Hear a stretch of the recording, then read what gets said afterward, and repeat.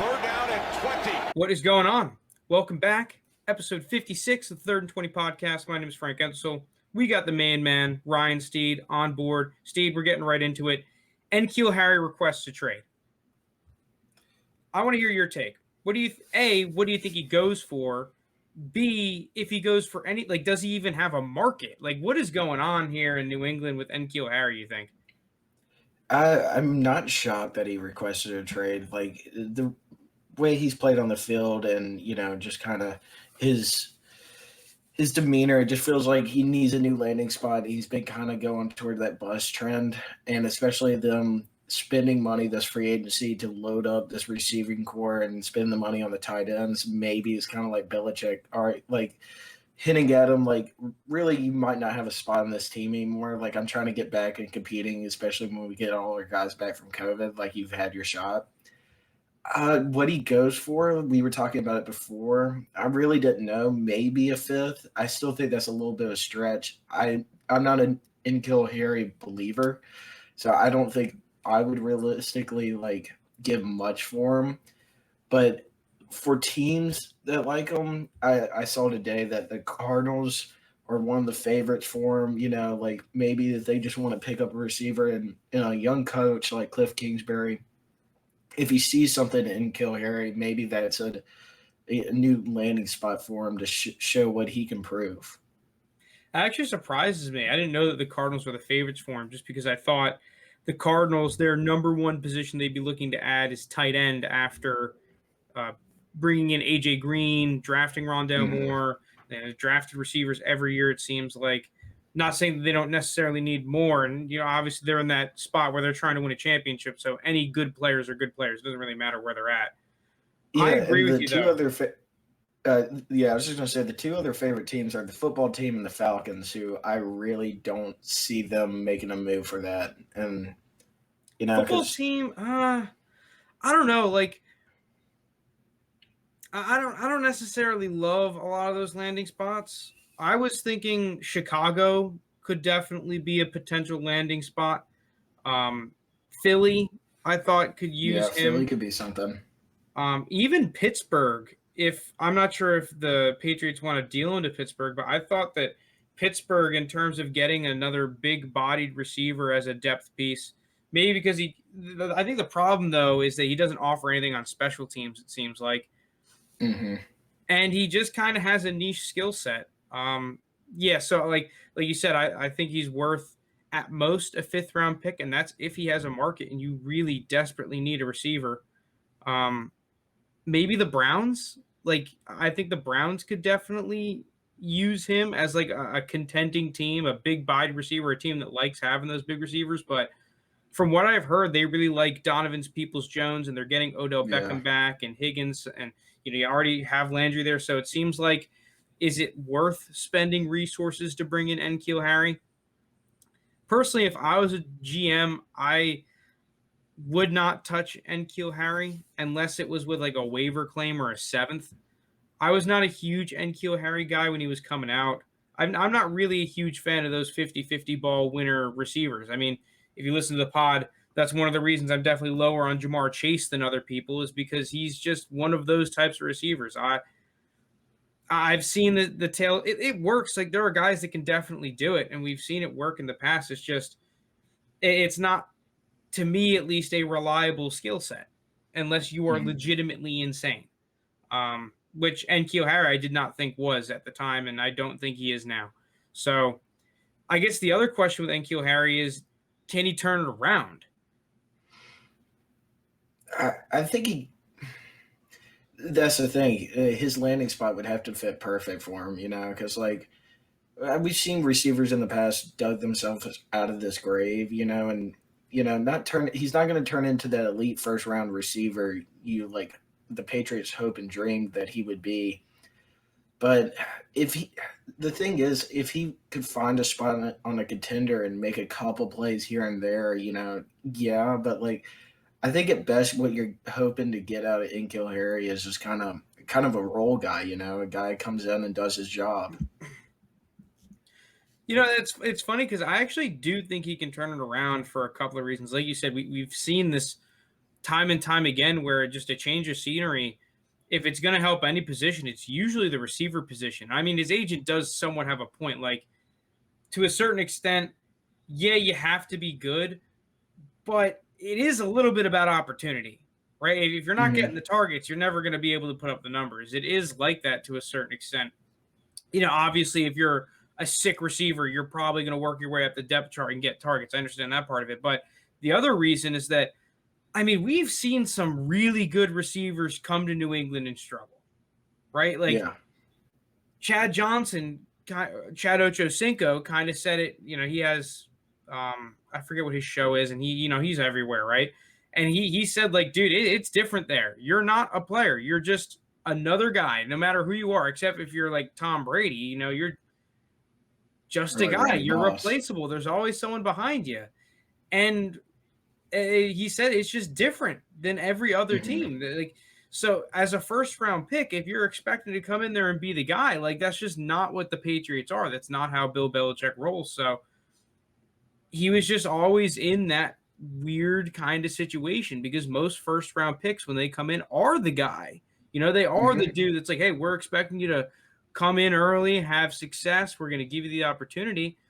But maybe a team picks him up for cheap and he's able to go and thrive in a new system and a system that does give him opportunity. Yeah. But I don't know. I think if the max he'll really pull it around as being like a James Washington, maybe a little bit better than in that James Washington role, like you said, where if you have like two or three guys in front of him, you can bring him on the field in three or four receiver sets or as a rotational guy. He can create some mismatches against smaller corners. And, if a guy gets hurt, he's a dude with talent that can come in and I, be pretty reliable. I was about to say, if he does find a role and he is like that fourth guy on the roster, if someone gets hurt, he has to seize that opportunity right there.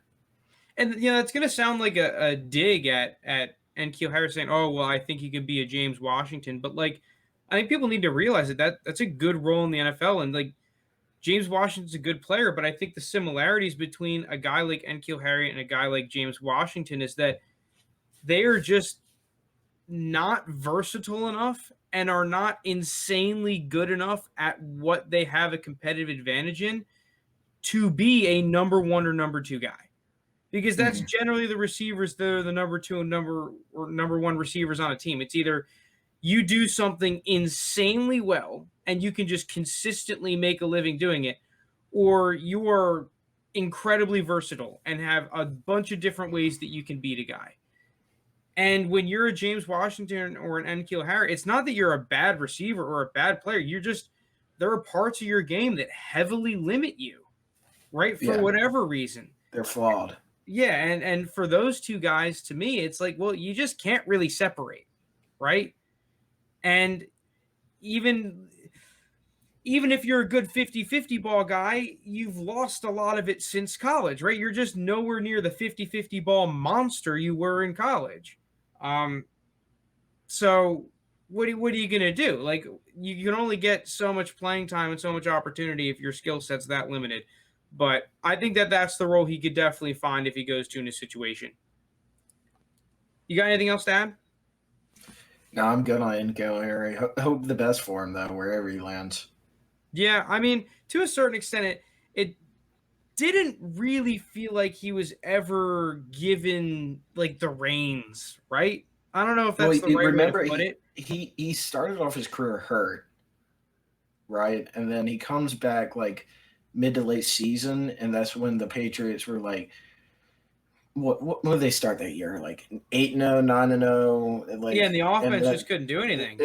yeah, they were winning solely based on how great their defense was, and then when it push came to shove, like the offense faltered. It kept on faltering, and whatever it may be, he just never was able to fulfill that number one role guy. And then you go into last year, and kind of the same story, like Cam got off to a great start, got COVID, came back, and the passing attack was not Yeah, it was really just as terrible. effective. I think the other thing too is he kind of got in Brady's doghouse a little bit. So I mean, Yeah. when you're on the I Patriots, mean, especially at that time when Brady's established himself basically as the GOAT to a lot of people already, and to us, it's like, he's dude, going to say who he likes throwing to and yeah, who he doesn't.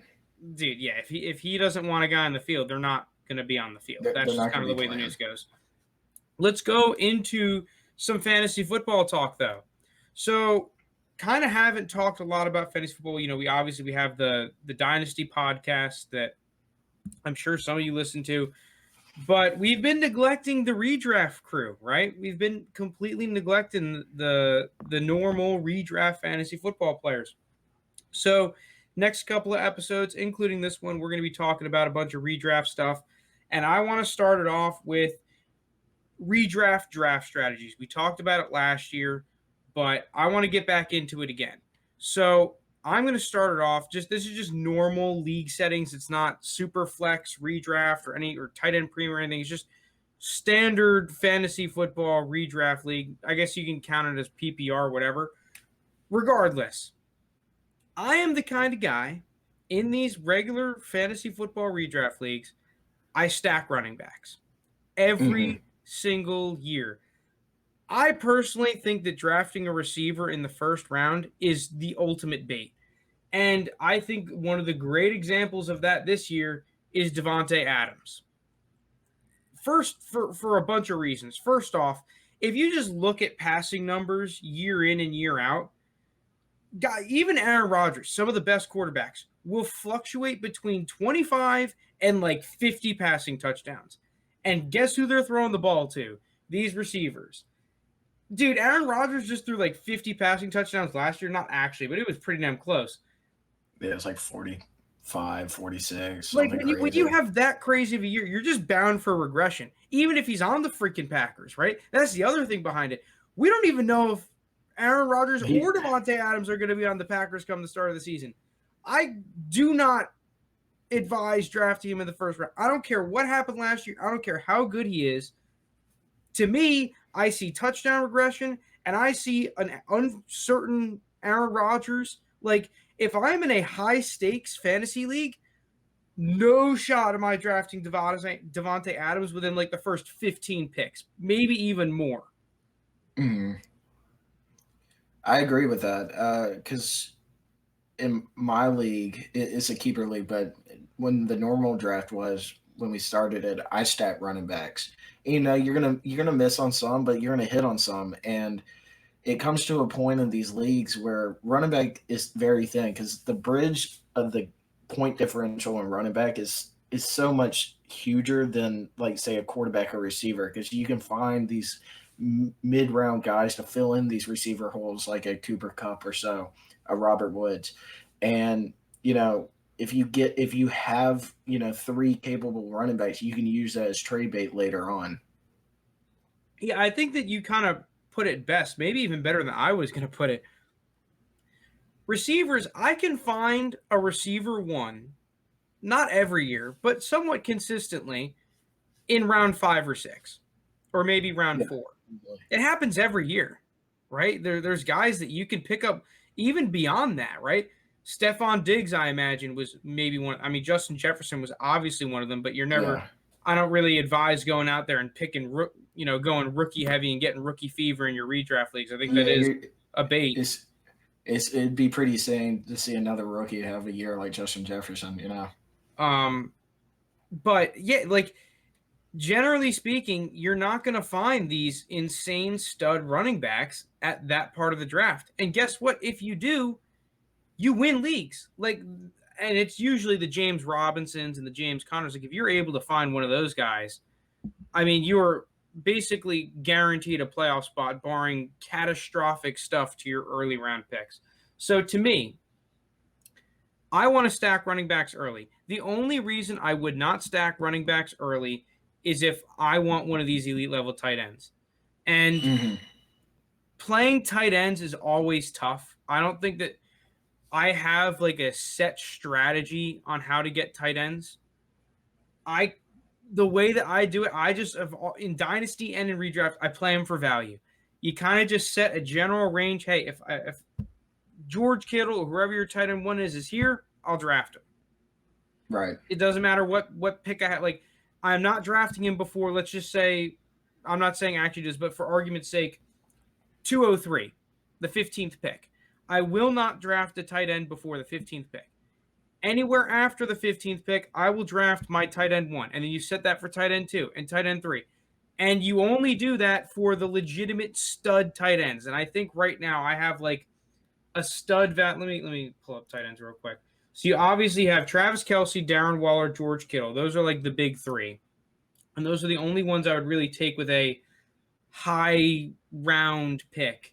Aside from that, guys that I would set a price tag on: TJ Hawkinson, Mark Andrews, Dallas Goedert, Noah Fant, and probably also Kyle Pitts. I think the problem, though, is that Kyle Pitts is going to be going really early every draft, earlier than I would be comfortable taking him.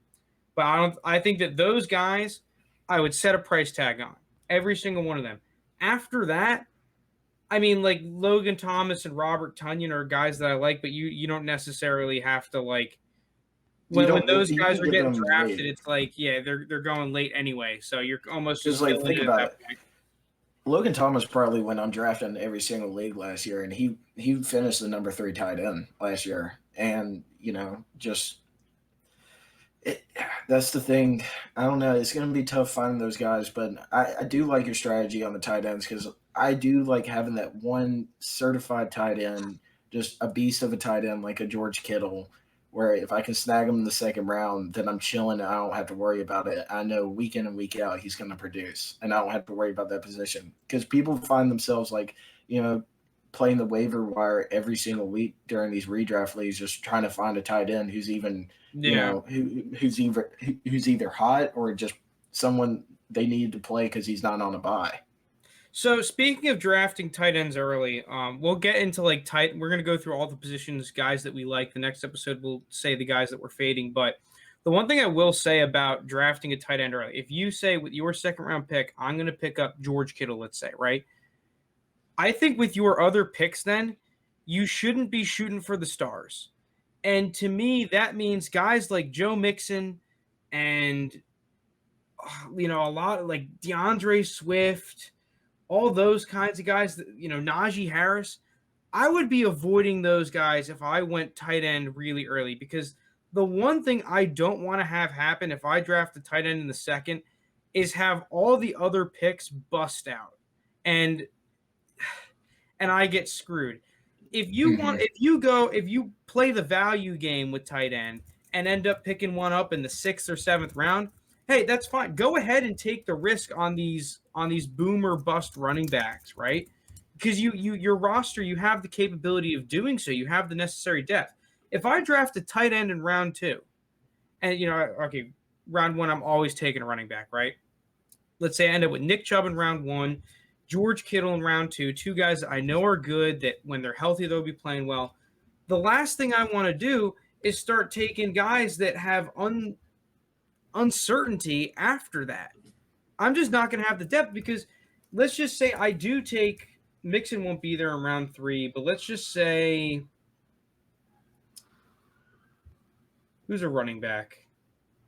Antonio Gibson. Let's say Antonio Gibson in round 3. I love Antonio Gibson. I would much rather have someone I'm more confident in than Antonio Gibson. For me, that would be J.K. Dobbins, David Montgomery, even Josh Jacobs. Because even though Antonio Gibson may have this higher ceiling, if he is not a stud running back, I could be fucking screwed come the season, right? Because then I have to start relying on maybe like a Travis Etienne, if he's going to be an RB, a good valued RB2. And then what happens if it's his bye week? Well, then I'm going to my RB4, where it's like, well, I hope Leonard Fournette's freaking playing, right? Like, I don't want to be in one of these scenarios. I want to have guys, injuries happen. You can't predict that. But what you can do is not take the bait. You can go for a little bit less of a ceiling and make sure, hey, I'm getting guys that I know are going to be producing if they're on the field healthy. Okay, yeah, I may not have running back 1, running back 2 on the season, but I've got a damn good tight end, a top 5 tight end, and 2 top 15 running backs. All of a sudden, that you're in every single fantasy league you're in. You're in the mix. Yeah, that's right. All right, so, going back to the strategy, right? I'm stacking running backs. Maybe I'll take a tight end around 2 or 3, or maybe around 4. The other question though is, when do we take quarterbacks? When do we take receivers? For me, always. Now last year was a little bit, probably would have screwed me. I didn't really play redraft last year, but last year quarterbacks were popping off. So if you did this strategy, you probably got screwed to a certain extent. A large part of that, though, at least in my opinion, was because of the COVID defenses. You saw in the first half of the season, there were players on pace for 6,500 yards. Come the second half of the season, defenses got their shit together, and all of a sudden, these crazy quarterback numbers started to dwindle down back to the norm a little bit. I expect next year a lot of these crazy quarterback seasons are, you'll have a couple of guys every year that pop off, but it's not going to be like 10 guys scoring over like 350 points at the quarterback position again. So regardless of that, I always want to pick up quarterbacks for pennies. I never want to spend a high pick on a quarterback. We're going to talk about auction leagues, but spoiler alert, it's for that too. I'm just not doing it. I'm waiting till like the very last picks to go and pick up a quarterback. I'm not spending a high pick on them. That's always been my strategy in these leagues, is that I usually, like, that's the last thing I get as a quarterback, honestly, if I think about it, because I can pick up a Tannehill or someone like that. But you got to think about it. In the top 10 quarterbacks last year, Josh Allen led it, I'm pretty sure. But at 10 was Lamar Kyler Jackson. Murray might have been. Or Kyler. But there was like a distinguished between the top 10 where it was only like a 40-point difference, so like you're that guy that's like, oh, I'm gonna get Patrick Mahomes, it's gonna drop 28 every week, like, I mean, there's multiple guys that are doing that, where you should be investing your most capital into getting a running back, because again, that's the thinnest position. I just really never understood it. Just find yourself a quarterback that's in a good system, like Baker Mayfield, like he seems like he turned it around whenever the Browns started making their playoff march. You could probably get him in later rounds. Tannehill will always be a very viable Tannehill and Stafford option. for me, I think, are like two great Stafford. buys. Dak Prescott as well, but he may be getting picked pretty high nowadays. That's what I was going to say, because a couple years ago, Dak would probably league winner. League winner kind of guy. Late round pick, but he popped off, and of course, like what he did before he got hurt is people are just going to fall in love with him. So I see him falling off the board a little earlier now. Well, one guy that you can basically always, so usually, you have the guys that will take like Kyler Murray, Patrick Mahomes way before everyone else, right? And you say, go ahead, have them. That's the bait. If you see the quarterback run and you want to get one of these guys that you can kind of know is going to have a top 10 season, the guy I am targeting in every single league, and this is funny because I do it for Dynasty too, because he's the most undervalued guy every year, it's Russell Wilson. Yeah. You're never going to find a guy for a better price than Russell Wilson. It just doesn't happen. I'll go to Fantasy Pros quarterback rankings, right? Russell Wilson outside the top 5. It's just, he is a top 5 guy. 100%. He's a top 5 guy. So if you want a top 5 quarterback without paying a top 5 price, it's usually Russell Wilson. But yeah, I think that picking up Ryan Tannehill, Matthew Stafford, Matt Ryan, Baker Mayfield, Carson Wentz, Derek Carr, even Jameis maybe, like, because you're going to get them last rounds of the draft. Like, dude, I'll take that all day, especially Tannehill and Matthew Stafford, because you can really wait on those guys and you can pick them up for nothing. Well, the thing is with Jameis too, if Jameis is going to be going late, but if he is the starter next year, he's in a perfect position where, those interception numbers he had in Tampa are definitely going to come down. He's not going to have 30 again and 28 picks. Well, it's the Sean Payton, dude. Sean Payton waves his magic pencil, and all of a sudden he turns average quarterbacks into elite guys. And that shows up on fantasy. I mean, when Teddy Bridgewater was stepping in, he was a pretty reliable guy. He wasn't necessarily Patrick Mahomes level, but I mean, think about it. Like, oh, well, some dude picked up Patrick Mahomes in the 5th or 6th round of the draft, and I went out and picked up Jameis Winston the second to last pick or like the third to last pick, right before I picked up my damn kicker, and I'm getting relatively similar production. And then making up the value difference at the positions to me that at least that actually matter, tight end and running back and receiver to a certain extent. So that's the other question. When do we pick up receivers, right? And we'll get into that because I think receivers in the middle of the draft are always great, right? And it's always a balance between picking up receivers and keep stacking running backs. And how I always played it is it's zeros, ones, and twos, man. You got receivers that are receiver ones, those guys that are gonna not just put up 170 points, the guys that can legitimately put up like 1,400, 1,500 yards and 12 touchdowns, like have that crazy season, because those guys are worth spending a high pick on. I don't disagree with that, but the line is very misconstrued between these type of dudes, right? So to me, a guy that could do that is Calvin Ridley. Yeah. Right? A guy that could do that is Terry McLaurin. A guy that is not going to do that is Robert Woods. Robert Woods is still a good player, and I target him in a lot of my leagues. Like, I really like all these Rams receivers. But you don't want to be picking up receivers over high-valued running backs and high-value tight ends. Right? You got to separate it. Like, okay, I'll pick up Terry McLaurin over Chris Carson, right? Because I know Terry McLaurin, I legitimately think next year can put up like 1,300 yards and have 10 touchdowns. But he's going to play. Yeah, but I am not going to go out there and say, oh, well, T. Higgins I'm going to draft over a good running back. Oh, right? No shot. So I think that it's definitely a balance. And if it's even, I'm going to lean running back, right? That's just kind of how it goes. So, like, the way that I would play it this year, I usually like to pick a running back. And it's like, well, would I rather have him or the receiver? And for this year, to me, that's J.K. Dobbins. Because for some reason, J.K. Dobbins, I see on Fantasy Pros, is ranked 18th overall, which to me is mind-boggling, by the way. I can't believe that of all the 2020 running backs, he's, like, ranked the last right now of, like, the relevant ones.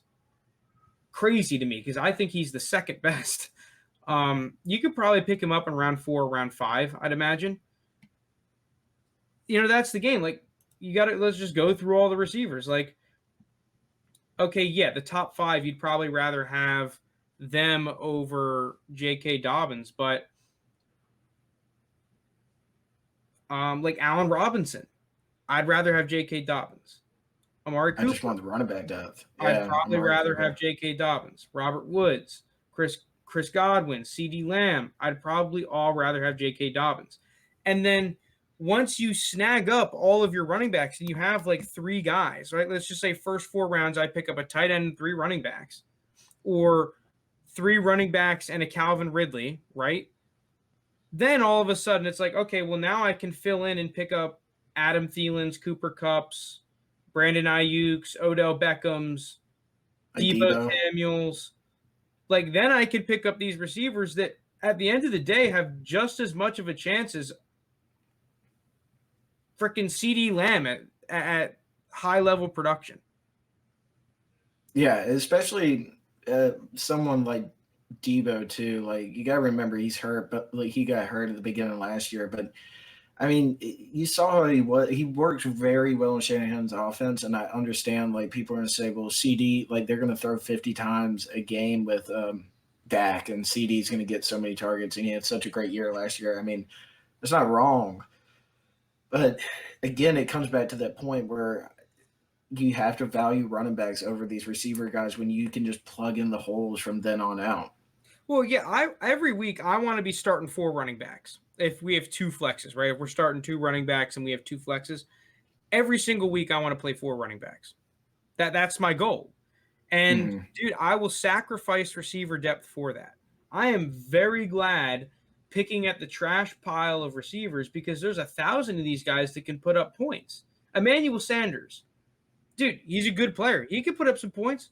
Elijah Moore, Jacoby Myers. Like, there's DJ Tim Moore. Patrick even, right? Tim Patrick last year was like a good receiver a bunch of weeks.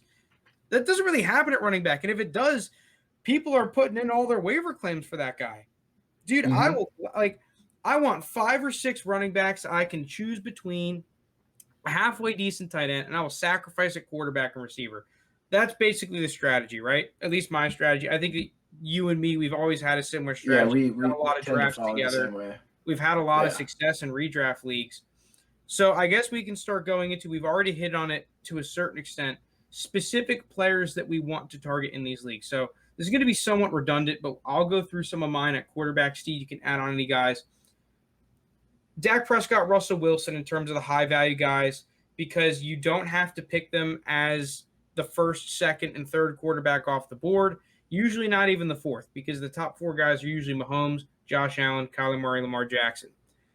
But come quarterback 5 and 6, if I want one of those top dogs, I can pick up Russell Wilson. I can pick up Dak Prescott. They're league winners. Aside from that, Matthew Stafford, Ryan Tannehill, and then as a backup quarterback, a Kirk Cousins, a Carson Wentz, a Baker Mayfield, Jameis Winston. I think that those are generally speaking, the guys that I would target. Yeah, and I just add a couple. Matt would probably I'd like Oh to yeah, have Matt Matt on Ryan my would be a bench. nice guy. I still think you could. I still think Baker would be a great buy. I just think he's going to thrive. Like I know they have one of the best running back duos, but he's going to get his. Also, like you speaking of taking quarterbacks high, I'm pretty sure you can add Herbert in there. I think a lot of people are going to bite the bullet on Herbert as well. I would think what I've seen. I'm not touching Herbert in redraft I'm not league. either because like I think like he might not get a sophomore slump. He might not, but like I'm just not chancing it. Like I got to see a little more before I get really fully invested, especially at the price he would be going for to me. Because Oh, I feel 100%. like I see a lot of people are like Herbert had an insane year last year, and that there's no doubt about it. But also a guy like Joe Burrow too. I don't really know where he would be mocked at, but I see a lot of Right people around like targeting. Stafford, probably.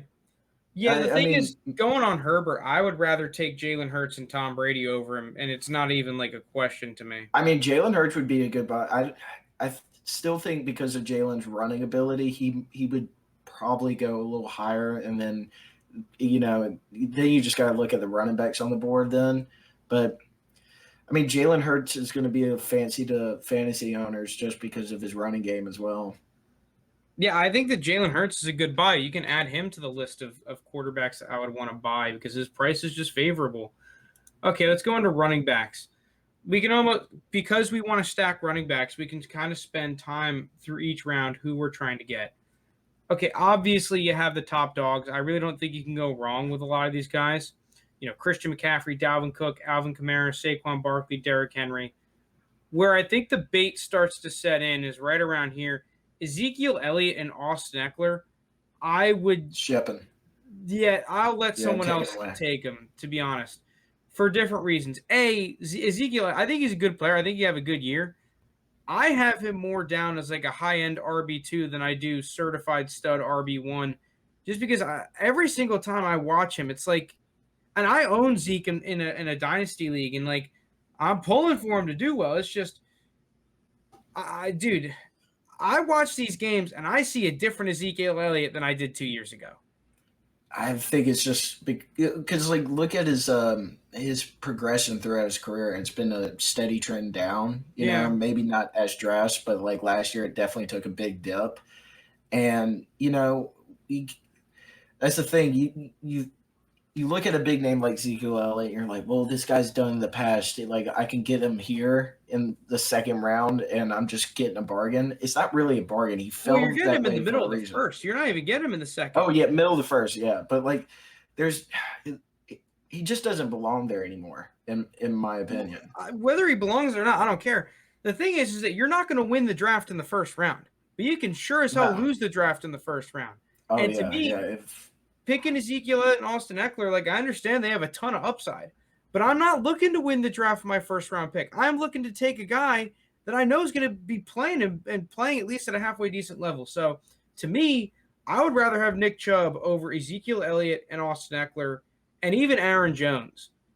Even though I like Aaron Jones, but I would want to pick him up at like the turn, right? Where I pick up Aaron Jones and whoever, right? Jonathan Taylor, I think, is a good buy. He's fine in the Jonathan first Taylor. round. Joe Mixon, dude, I'm not taking him in the early second. I'm kind of fading him there. I'd rather Cam Akers than Joe Mixon. Oh, 100%. And the thing about Joe Mixon was always kind of funny with him because, like, I've done this to myself too because I kept him one time because, like, like he gets on these good roles and lets you believe in him, and then he comes out and then he's not like he's just not producing where you took him out, and then like you take him out, and then the week you take him out, he goes off, and then you Mm-hmm. put it back in, and then he goes back to being mediocre. So if I want more of a steady back, Cam Akers is definitely a more viable option. Maybe Clyde. I take Clyde over him just because of the offense. So yeah, then you kind of get into this crop of running backs: Antonio Gibson, Clyde Edwards-Helaire, Najee Harris, DeAndre Swift, Chris Carson.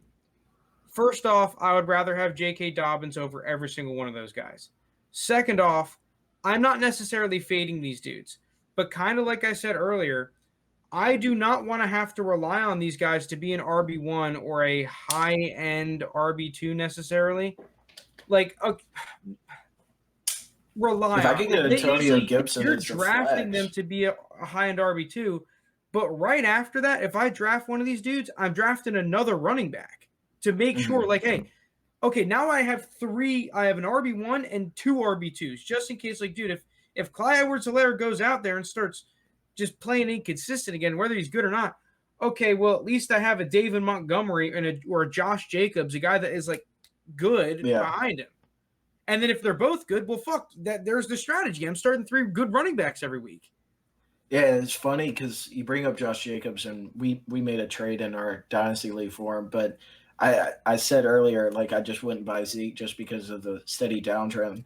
Yeah, I get Josh Jacobs had the down year last year, but he doesn't have as much mileage as Zeke still because you got to remember he played 1 year at Bama and he did have extreme success in his rookie year.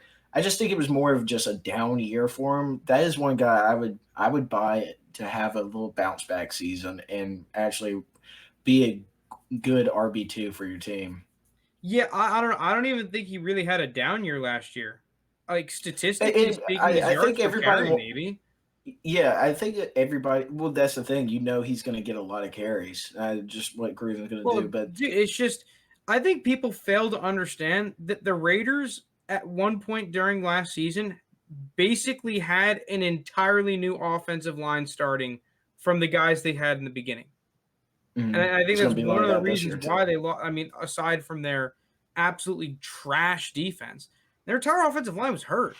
That's half the reason they got rid of all those guys. It's like, dude, we were paying our offensive line a crap ton of money. We had a decent offense last year without all those guys.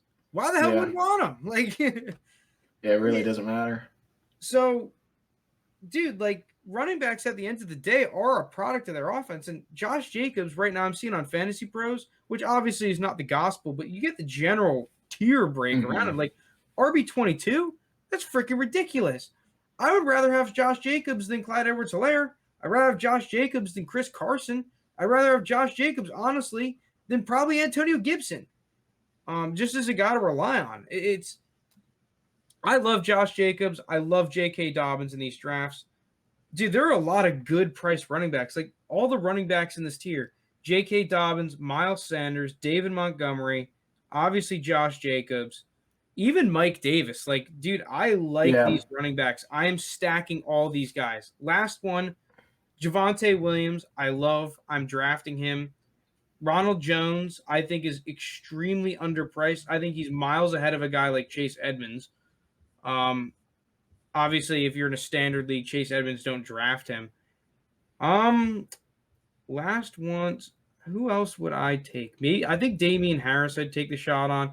If I what really about got, another rookie like Trey Sermon, I a like Trey guy Sermon that a lot too. Yeah, I was about to say, if I got screwed or if I just wanted to add late round running backs, the ones I would look at, I would try to stack Damian Harris and what's his mm, name, the kid that they drafted that I like. oh from Oklahoma. Yeah, his name is escaping me right now. I would stack them, or even better, I think pick up Trey Sermon because I think Trey Sermon is in for a big year. Well, it's just like Trey Sermon's in like one of the best spots, you Ramondre know? Stevenson is who I'd want to stack with Yeah, Damian Harris. that's it. Obviously, if you don't have a ton of roster spots, like the fact that I like Trey Sermon more as a single player is nice. Another back end guy that you could probably get easily, Michael Carter for the Jets. I think would be an interesting buy because like I have seen a lot of reports from camp that he is just kind of popping off right now. Too Yeah, like yeah, in redraft he's at a good price. I think the last one, if you want, like if you're in a PPR league, J.D. McKissick. I don't think you should sleep on J.D. oh yeah. McKissick if you're like desperate for a running back and need to pick one up at the end. All right, I think that's it for the running backs though. Receivers. Okay, as I said earlier, of the top end guys, Calvin Ridley, I absolutely love. I personally think that he is a bona fide top 5 receiver, and like he's just a stud, right? And for some Well, yeah, reason, and every single draft, he's going behind all the other bona fide stud receivers. yeah, now his ceiling's even higher now due to the Julio trade, where he is that number one guy. And you got to remember, it's very. Matt Ryan has a lot of trust in Calvin, especially in the red zone, and he's always going to be able to score too. So like, the dude can score like every game because he can just put you on skates of how like talent he is in route running. Calvin Ridley I take over like a lot of these guys. He's going to be dominant next year. Yeah, if I'm gonna go for a top end receiver, Calvin Ridley, D Hop, Diggs, those are the guys I'm looking at. Calvin Ridley the most just because he's the cheapest.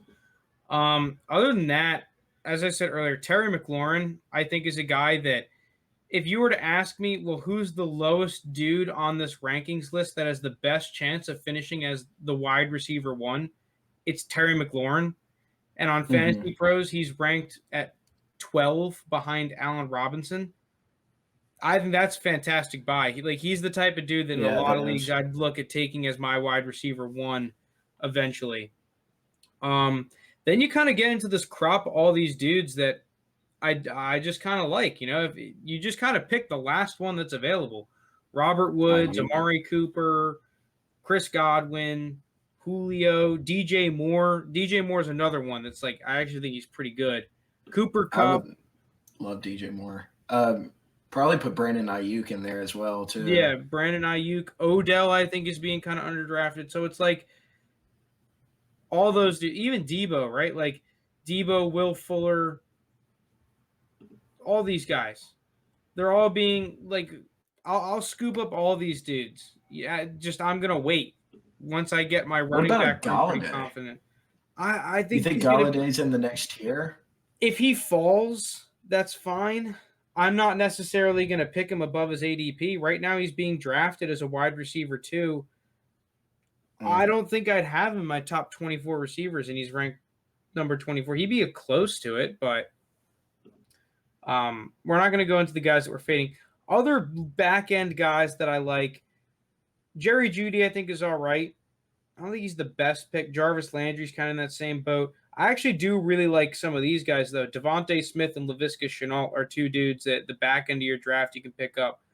Marvin Jones Jr.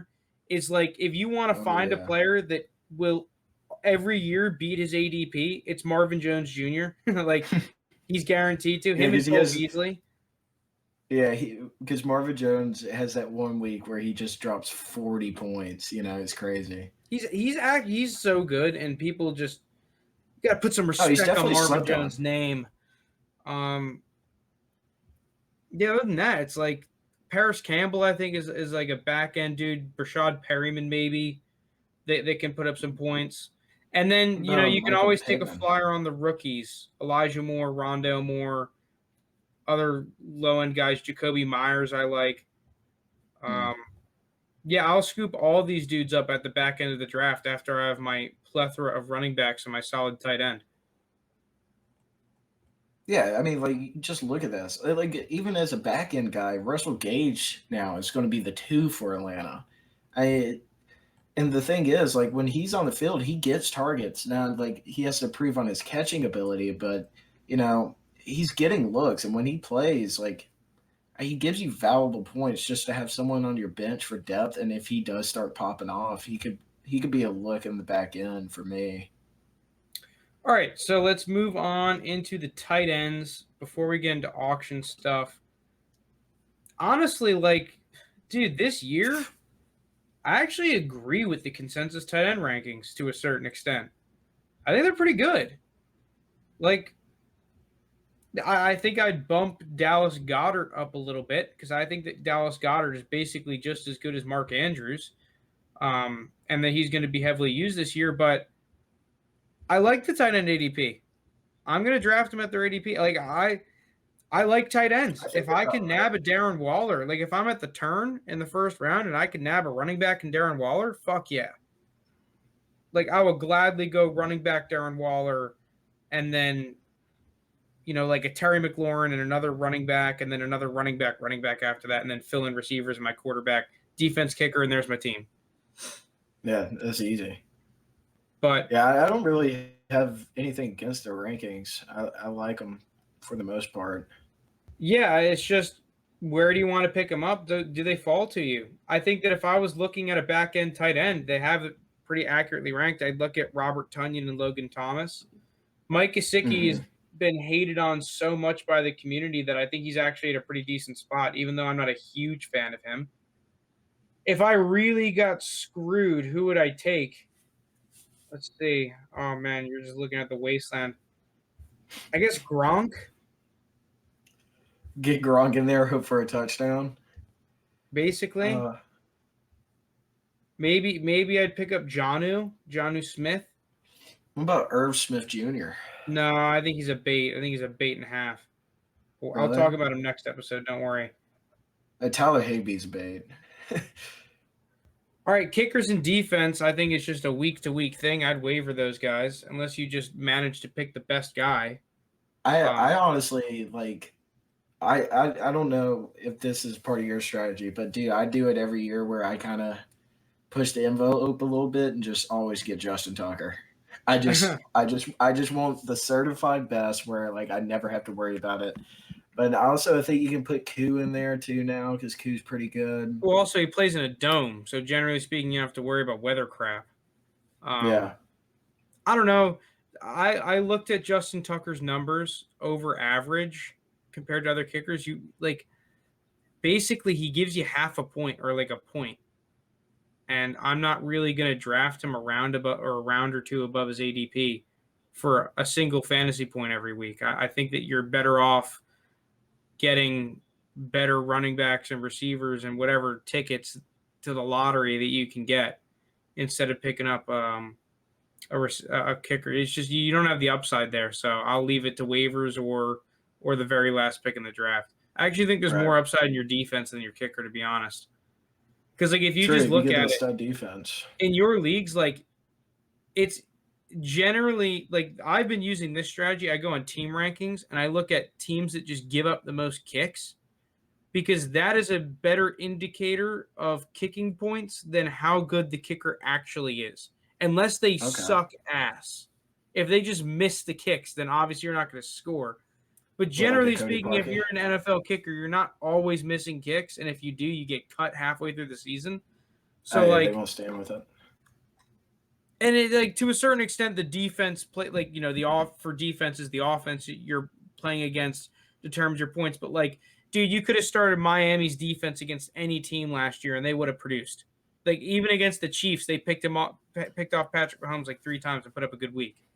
Well, that's the thing. You want the defense that gets turnovers. Mm-hmm. It just creates turnovers. Like you look 2 years ago, that Patriots defense that was so good, and they were putting up crazy numbers in fantasy because they were getting 3 or 4 turnovers a game. And same thing with Yeah. Miami next year. I mean, like the defense can give up 20 something points, but if like you're getting turnovers, you're just fine. Now, if they give up 20 points and get no turnovers, like it's just like an average outing.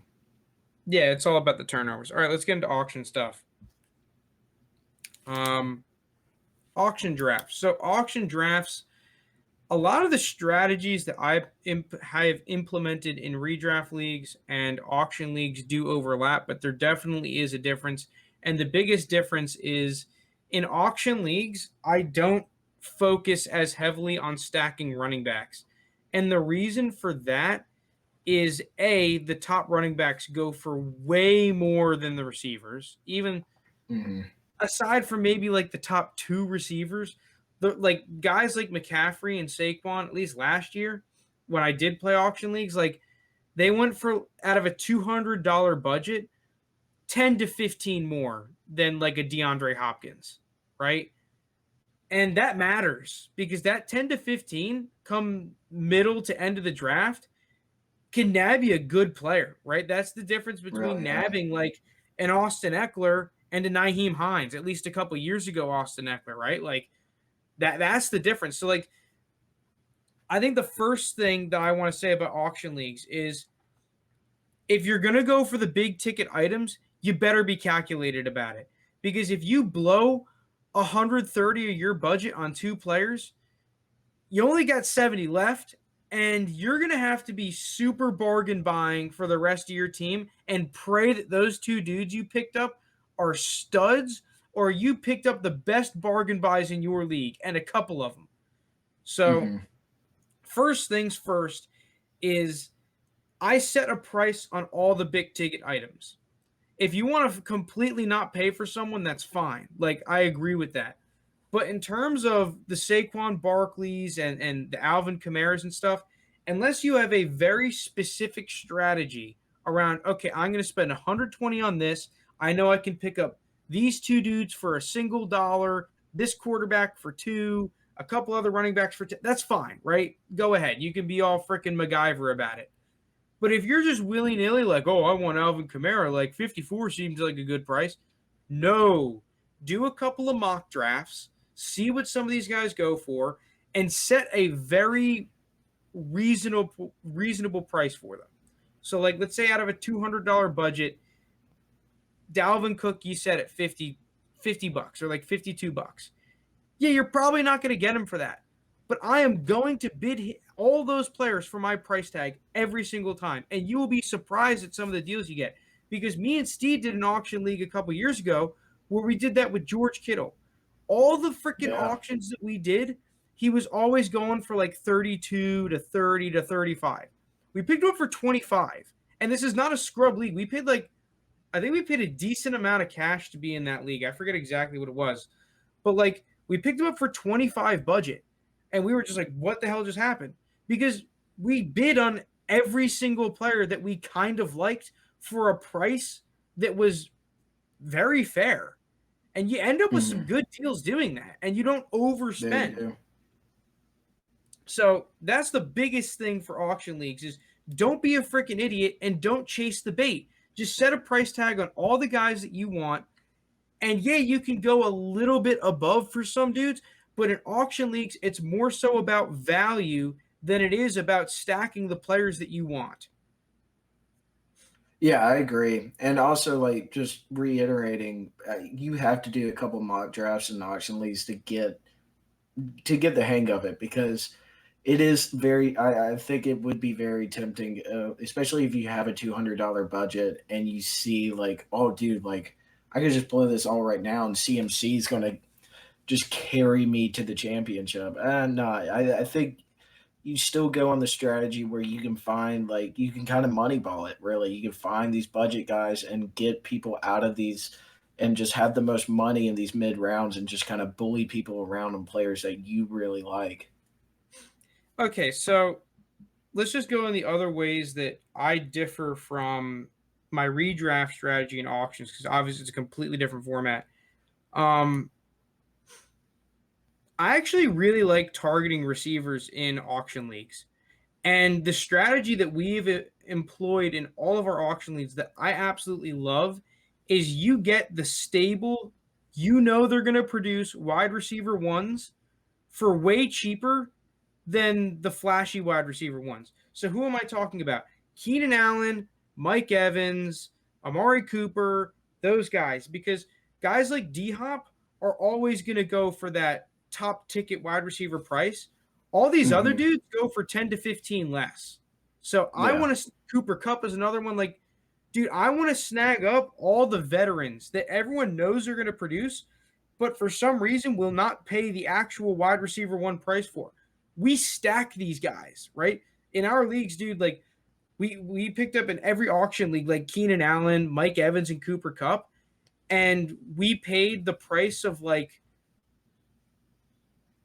for those three players. I'm trying to think of a way to put it. Okay, basically, instead of picking up two Alvin Kamaras for like 55 plus a pop, which is like, let's just say 115 of your budget, we picked up Cooper Kupp, Keenan Allen, Mike Evans for a combined, let's just say like, generally somewhere between 25 to 35 a pop. So we paid like 90 to 100 for those guys. And then with the difference, we add a running back. So like already we have double the amount of players that we have on our team, which is important because that means that we have more budget to spend on average for every single spot on our roster. And we still have a good team that we're confident in. It's not like we were just bargain buying and missed out on all the good players. Right. And plus, like, those two stud players, like someone paid for, and you pick up 3 or 4 guys that are like just going to produce, like, we're talking points wise here. I mean, I still think you're going to beat them because like you're just building a team that's just like you don't have the guy that's going to pop off for 40 points, but you have 4 of them that can easily get you 12. Yeah, so what we do then, right, once we have the established stud receivers that we like, that we picked up for cheaper than they really should go for, and you probably just want to set like a maximum price. I don't think setting a hard max is necessarily what I would do, but having like, okay, I'm not going to go pay 42 for a receiver because that 4 budget may actually become important. Like, I want to spend on 3 good ass, you have your list of really good receivers. I want to spend a combined 90 budget on these guys, right? And you have your list. Okay, I'll spend a little bit more on Keenan Allen than Cooper Kupp, obviously, right? But you want to pick up just 3 or I think we usually did 3 like solid ass receivers so that we have our receivers down pat. Like we spent basically half our budget making sure that our receiving core was filled out. And then with the other budget, we just pick up running back twos. We pick up all the RB2s. We don't overpay for them, but we spend 25 to 30 budget on RB2s, and we had massive success. A couple years ago, we picked up Aaron Jones for 25 budget. He ended up being like the RB2 on the season. I mean, this year, like you said, Josh Jacobs, he's a great guy to go get because realistically, he's got a great shot of being an RB1, and you get an extremely fair RB2 price on him. I haven't done any auction drafts, but I can basically assure you, given his ranking, that's what's going to happen. So all these dudes in that tier we were mentioning earlier, J.K. Dobbins, Miles Sanders, David Montgomery, Josh Jacobs, and then even down a little bit more like Mike Davis, Javonte Williams, instead of spending $60 on a Kamara, I'm going to spend $60 and pick up 2 to 3 possible, all those dudes. Like I'll pick up a Josh Jacobs, I'll pick up a Miles Sanders, and then with the extra 7 fab, I'll go and pick up a Trey Sermon and a J.D. McKissick or my quarterback, right? Like I split one top ticket item into 2 RB2s and then depth. Right. Okay, I think generally speaking, we kind of went over the running backs that we like. Stack RB2s, right? And then you kind of just play the value game at that point. Tight end, like I said, I don't really have a huge strategy for buying tight ends. It's just I set a price tag on them and I bid them up all to that price that seems fair to me. I think less so than the big ticket items. Like the big ticket items, I'm only going to pay a very fair price for, which I usually never get them. But I'm going to make sure you pay more than my fair price, right? Tight ends, I set a very fair market price for them. So like, let's just say that George Kittle on average goes for like 35, somewhere between 30 to 35. I will bid him up to 32, no matter what, right? You figure that out from doing a couple mocks or looking at auction data, whatever, right? I'm just going to bid him up to that price. If I get him, I'm very happy. I just got George Kittle, a top tight end, at a fair price. If not, Okay, cool. Someone bid over a fair price for George Kittle. Simple as that. And if I don't get a tight end, well, then the entire league overpaid for tight ends. If I do, then I got one at a fair or under a fair price. Right. And then lastly, I think the only position we haven't touched on is quarterbacks. I want to pay at maximum $2 for my quarterback in a $200 budget. And it's the same thing with regular redraft, right? I'm picking them up at the back end. Dude, I think we picked up Russ when we did it a couple years ago, right? 2 years ago, we picked up Russell Wilson. It was Did funny. we? I think we did. I think we picked up Russell Wilson. And what's funny is that our backup quarterback was Lamar Jackson his second year, and he actually ended up being the QB1 that season, winning the MVP. Yeah.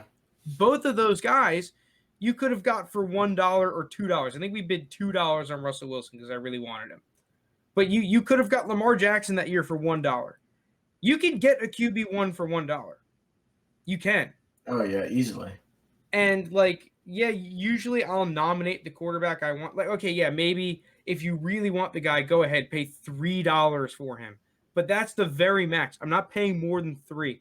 Usually I like to do $2 because someone else will nominate the guy, and then I get the bid, so I'm at $2, and then you make them pay $3 if they really want him, right?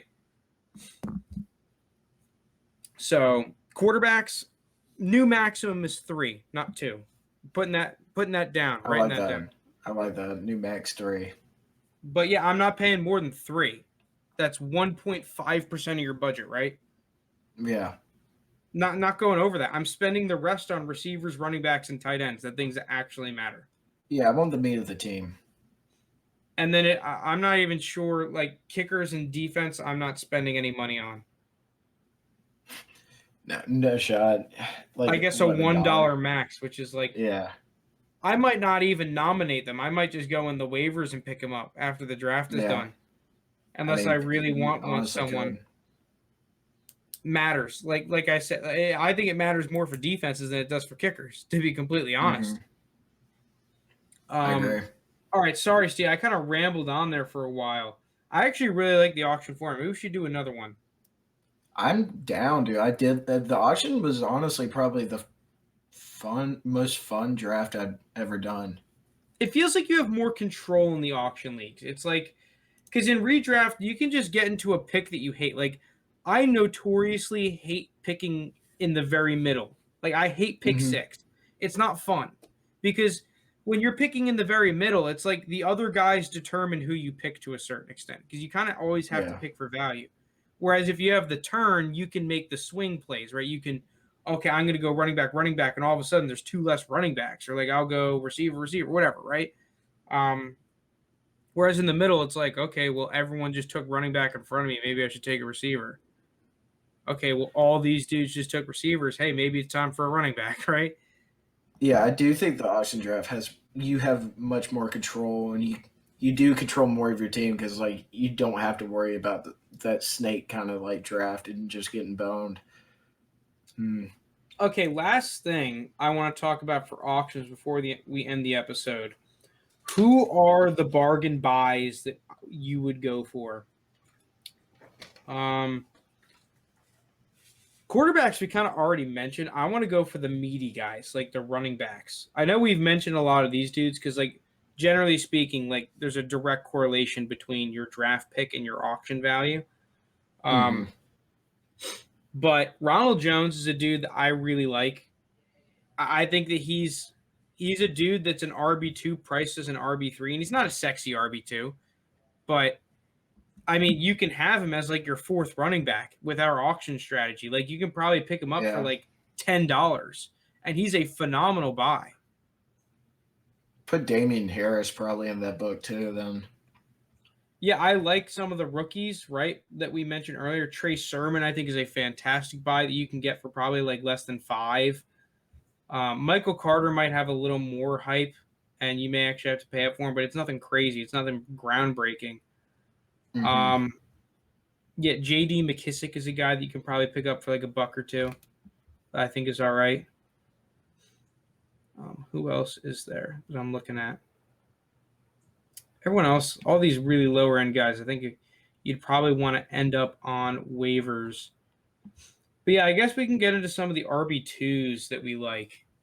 I really, maybe for next episode, I'll look at some auction data to get some more accurate prices on them. But I think that the highest valued running back that I would go in on is like a Nick Chubb. I think all the other Yeah, dudes I'd let the rest of the league have blow their money on. And I'm gonna nominate these dudes for the other guys to bid on. Like I'm gonna nominate them, immediately bid up to my slightly under fair price, let everyone else have them, and then bang, like I'll start bidding on Nick Chubb. And it's funny because I've been shitting on Joe Mixon, but if you can get him for a fair price, go. I don't discriminate, dude. I do a fair price for all these dudes, right? And just give me right. them. Every RB2. I want a whole slew of RB2s on my team. I think Nick Chubb would be a good buy because, like, obviously McCaffrey, Barkley, Dalvin. People are going to buy Eckler, Aaron Jones. They're gonna buy him at RB1 prices. Yeah, so like if you can get Chubb at that cheaper RB1 price, I mean that just sets you up because he's an absolute tank. And then, Like the whole theory is that if you bid them up automatically to a slightly under fair price, you kind of make sure that everyone's paying fair price for all these assets. And if you end up for them, well, congratulations, you got a guy at slightly a discount, which is always fine in auction leagues, right? Then you just kind of maneuver your strategy a little bit. It's just generally speaking, you're not going to get those guys for those. I mean, sometimes it happens, but generally it doesn't. But like all these dudes, like if you go on Fantasy Pros, you look at tier 3 and tier 4, I'm snagging up all these dudes. Nick Chubb, Mixon, Akers, Gibson, Edwards-Helaire, Najee, DeAndre Swift. Even I don't like DeAndre Swift, and I'd bid on him. Chris Carson, J.K. Dobbins. Like, dude, I am just going to try and bargain buy any of these guys.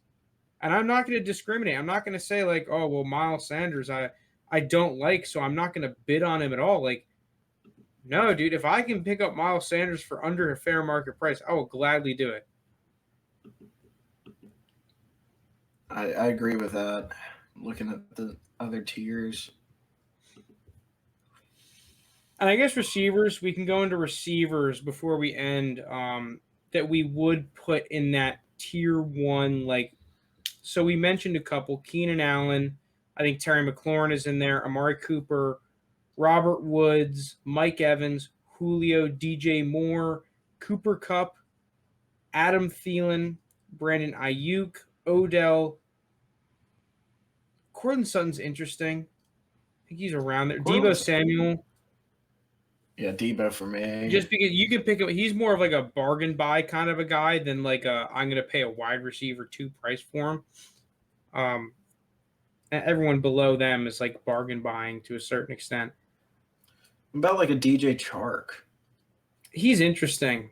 I think you could probably get him at a pretty good price, to be honest. But I'm not necessarily targeting him. Yeah, I know. If he was just there, though. Like Tyler Lockett's another guy that like I'd end up with if I got him for cheap. I'm not going to target him. Same thing with Juju. I'm not going to target him. I'll probably let someone else pay like an actual price for him. But like if I were to end up with my receiving core for like a fair price, somewhere between like $35 to $30 a pop, like DJ Moore, Cooper Kupp, and Robert Woods, I'd be pretty ecstatic. Maybe you don't want the stack with the Rams, but regardless, like DJ Moore, Mike Evans, and Cooper Kupp. I think that's a phenomenal receiving core. And you pick them all up for like relatively fair prices. If someone wants to bid them up, go ahead. I'll fill in with Brandon Ayuk. I'll fill in with Courtland Sutton. Tyler Boyd is probably like a phenomenal value get in these leagues to pick up as like your 4th receiver. Will Fuller, I think, is another phenomenal value buy. Brandon Cooks, like, dude, all these dudes, Jarvis Landry, like, and I think that that's the reason why I don't want to pay 120 value for 2 players is because you miss out on a whole slew of value deals, right? You Yeah. just don't have the budget to do it. You know, if you spend 120 on 2 players, you really can't afford spending 28 and Well, picking yeah, up Cooper you Cup. just become strapped of Yeah. money from them, and you really can't do anything. You know, you miss out on so many I just think to have a couple I top wonder what dogs. Calvin Ridley is going for. I feel like he's gonna. I think it depends on the kind of league, because like the league we did, you know, we got Kittle at an amazing price, but I'm sure in some leagues he definitely went higher than just $25. You know, like I could see Calvin's some leagues you stealing him. I think it just depends how these first people go, and then but I don't know. What do you think you can get Calvin at 40, 45? I'm not sure I'd pay that necessarily. I I'm think trying to that's see if where there's I an auction value sheet. Okay, here we go. Yeah, I found one. So Calvin Ridley, they say is, oh my God, 32 is the fair value only for Calvin Ridley. 32. Wow, See, yeah, I that's thought why. it'd be Like, okay, somewhere. so now that we have something to at least go off of, this is Fantasy Pros. Like Christian McCaffrey's value 71, Dalvin Cook 66, Derrick Henry 64, Kamara is 50, but he's probably going for more than that if Derrick He's Henry's definitely going gonna for get more. 64. But then, like, Yeah. I'm gonna go out there, I'm gonna pick up D Hop or AJ Brown, Mike Evans, Keenan Allen. Like, they have Mike Evans and Keenan Allen at 21 value, Terry Mm, McLaurin at 19 value. Dude, that's I will crazy. take that all day. Easy.